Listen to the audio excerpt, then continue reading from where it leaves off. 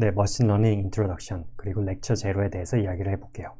이번 영상에서는 코드 없는 프로그래밍의 머신러닝 강의의 목표와 프리리퀴짓에 대해서 이야기를 해볼게요.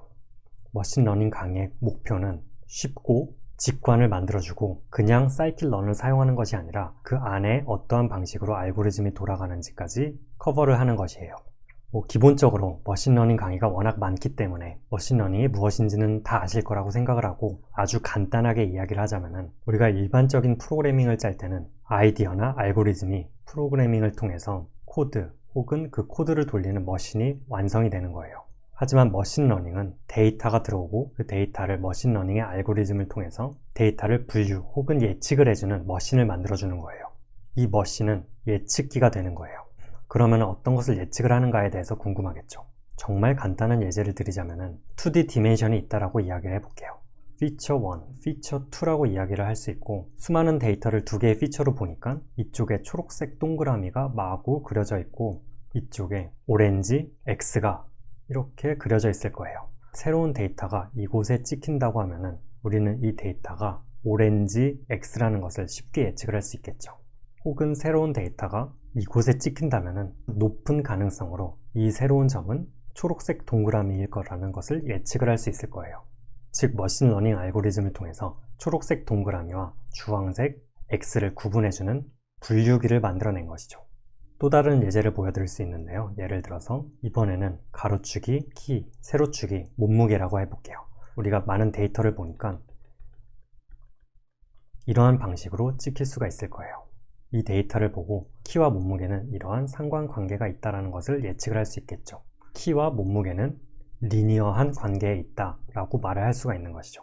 이렇게 아주 간단하게 클래시피케이션 그리고 리그레션의 예제를 보여드렸는데요. 실제 데이터에서는 트레이닝 데이터가 그림과 같이 깔끔하게 그려지는 것이 아니라 분류가 애매하게 분포가 돼 있어요. 그리고 당연히 잘못된 데이터 혹은 아웃라이어도 낄 수가 있어요.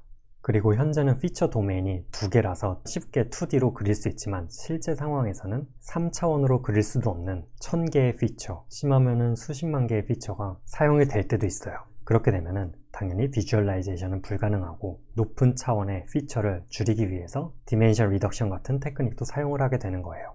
그러면 더 프랙티컬하게 한두 개의 피처가 아닌 수천 개의 피처에는 무엇이 있을까라고 생각을 해볼 수 있겠죠. 가장 프랙티컬한 예제를 드리자면은 신용카드 회사에서 고객별 수익을 예측을 하고 싶은데 그러한 예측기를 만들어 달라고 할 수가 있어요.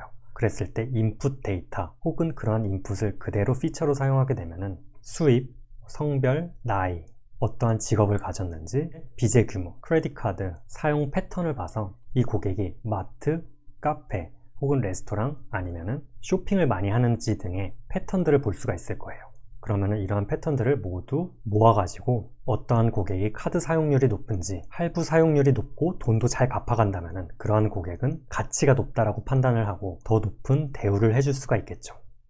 그리고 현재는 인풋 데이터를 그대로 피처로 사용하였지만 우리가 새로운 피처를 만들어줄 수가 있어요. 예를 들어서 수입 대비 빚의 크기로 나눈다면 이 피처가 너무 크게 되면 돈을 잘 갚지 않는 불량 고객이 될 가능성이 높아지는 것이겠죠.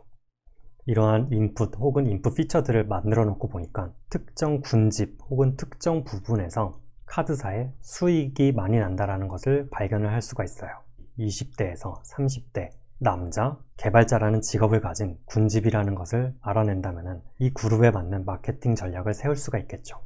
그렇게 20, 30대 남자 개발자에게 마케팅을 해야겠다라는 결정이 나면은 이제 마케팅 회사에 가겠죠. 마케팅 회사는 그들만의 머신러닝 모델이 있는데 이 군집을 넣어보니까 유튜브에서 마케팅 효과가 가장 클 것이다 라고 예측을 해주는 거예요. 이 신용카드 회사는 이러한 타겟층에 유튜브 광고를 할 수 있는 것이죠. 그래서 지금은 신용카드를 가지고 예제를 보여드렸지만 사실 머신러닝이 쓰이지 않는 분야를 찾는 것이 더 어려울 정도로 머신러닝은 많이 보편화되어 있어요. 그래서 머신러닝의 데이터들을 크게 세 가지로 나눌 수가 있는데요. 첫 번째가 스트럭티드 데이터라 그래서 데이터 자체가 구조적으로 짜여져 있는 경우예요.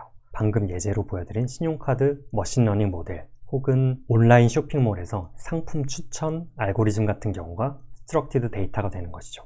머신러닝에서 자주 쓰이는 데이터가 이미지, 비디오예요. 쉽게는 이미지나 비디오 클래시피케이션부터 아마존 고 같은 거 있죠? 그런 것들을 만들 때 사용이 되는 거예요. 특징은 인풋 데이터 하나하나의 크기가 매우 크고 덴스하다는 점이 있어요. 그리고 자주 사용되는 데이터 중에 하나가 랭귀지 데이터가 있어요. 쇼핑몰에서 좋은 상품평이었는지 나쁜 상품평이었는지 분류를 할 수 있는 모델을 만들 수 있겠죠. 제 전문 분야는 이쪽이기 때문에 강의 자체가 이쪽에 조금 더 집중이 될 거라고 예상을 하고 있어요. 그리고 프리리퀴짓에 대해서 이야기를 해볼게요. 당연히 수학적 백그라운드도 어느 정도 있어야 돼요. 여러분들 모두 미분 정도는 아실 거라고 생각을 해요. 또한 로그 함수 혹은 익스포넨셜 함수 다 아시죠? 로그 함수는 대충 이렇게 그려진다. 익스포넨셜 함수는 이렇게 그려진다. 이 정도만 아시면 될 거예요. 고1 때 배우는 거라고 기억을 하고 있는 숫자의 합을 구하는 기호 다 아실 거라고 생각을 해요. 또한 통계에서 평균과 베리언스의 의미 다 아실 거라고 생각을 해요. 요 정도만 있으면은 머신러닝 이해하는데 별 어려움이 없을 거예요. 또한 강의는 구글에서 나온 코어랩을 사용할 것이에요.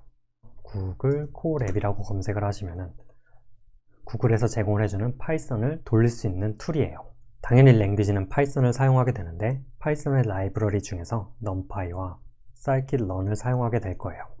라이브러리로 scikit-learn을 사용하지만 강의 목적 자체가 more than scikit이 있죠. 그래서 C++에서 머신러닝을 사용하거나 FPGA나 디지털 회로 환경에서 머신러닝 솔루션을 사용하는 분들에게도 좋은 강의가 되는 것이 목표예요. 그러면 바로 다음 영상에서 머신러닝 강의 시작할게요.